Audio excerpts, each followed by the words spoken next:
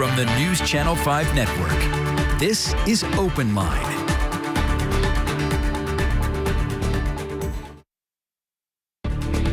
Good evening, everyone, and welcome to Open Line. I'm Carrie Sharp. I am glad you are looking in this evening. We always appreciate you having on board, and I hope that you'll be part of the conversation, too. Today, we are talking about the DACA program and Dreamers and what the status is with this program that's been around for almost 10 years now.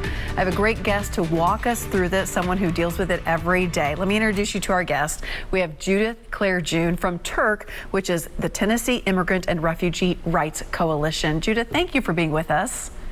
Yeah, thank you so much for having me. You know, when we dive into these tough topics, I really sometimes like to go back and really just explain what it is at, you know, like a foundational way, so that we can really get to the heart of the matter. Because after almost 10 years, after the tug of war back and forth, several court rulings, sometimes the important things really get lost in the weeds.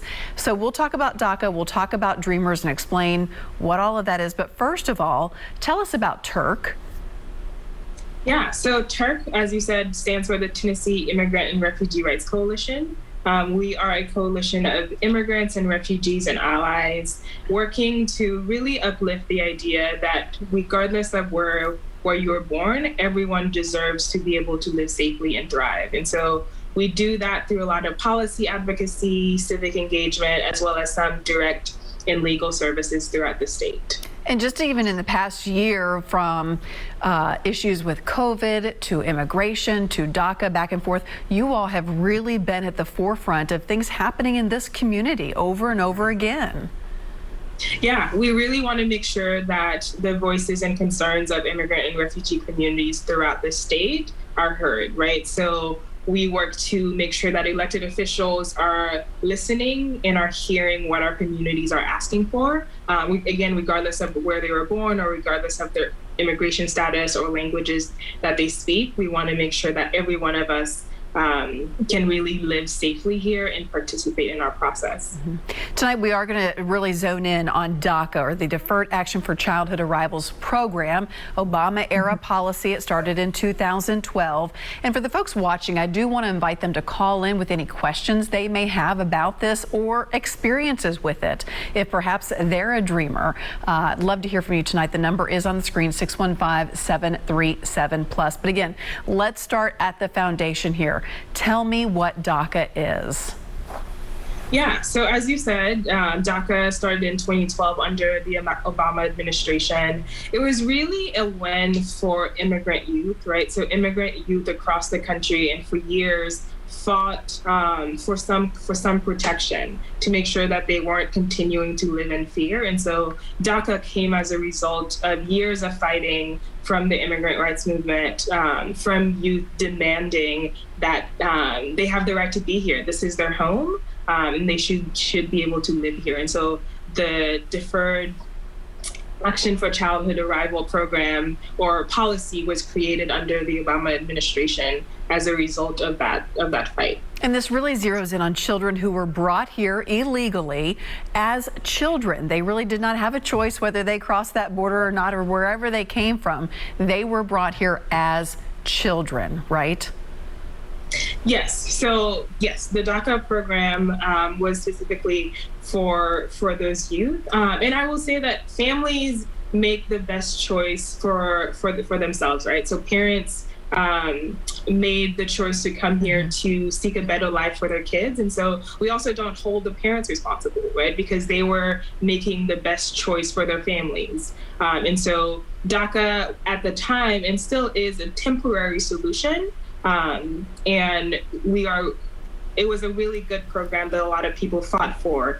And also we want to make sure that now we are looking and working towards a permanent solution, not only for young people who are DACA recipients, but also their families. Okay, so if you were declared a DACA recipient, what did that mean for your life? What did it allow you to do? What did it extend you?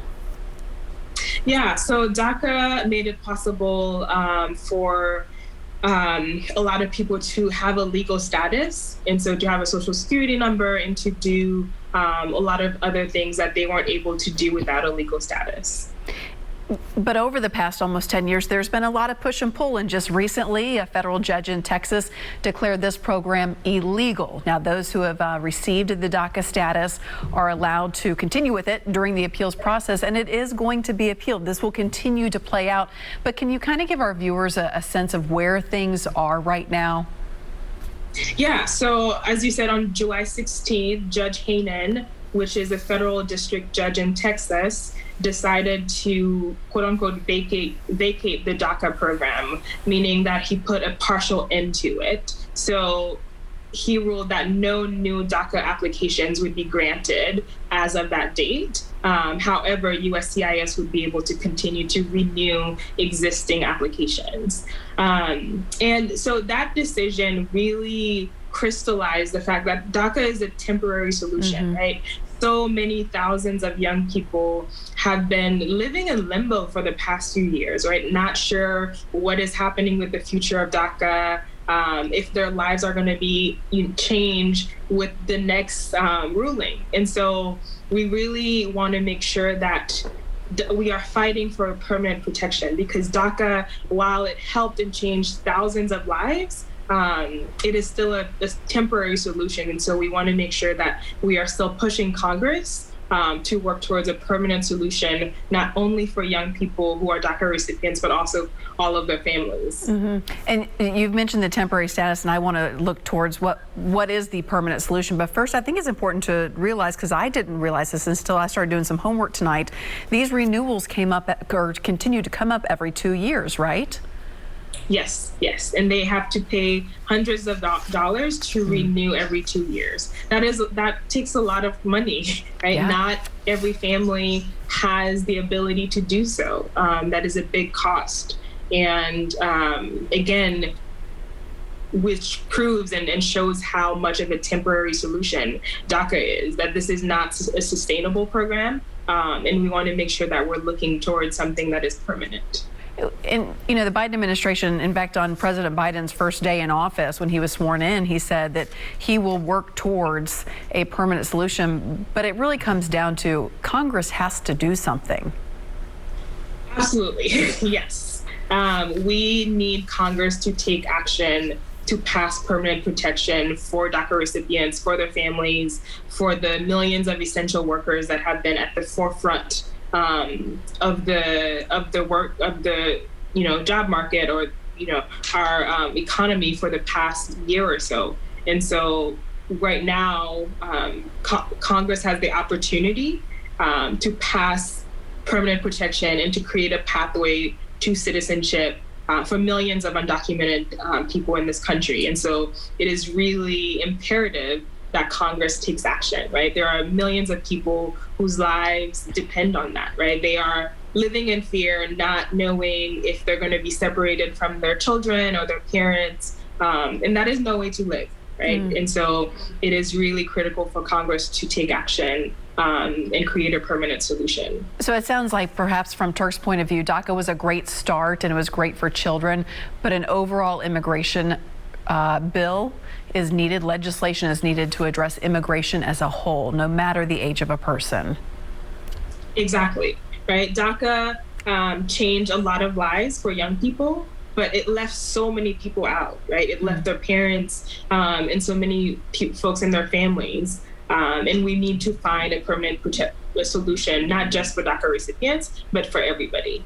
We're going to take a quick commercial break. When we come back, I'd like to start right there of where should an immigration bill start? What should that look like from TIRRC's point of view? So stay with us. And again, if you would like to chime in on this conversation, we'd love to have you. 615-737-PLUS.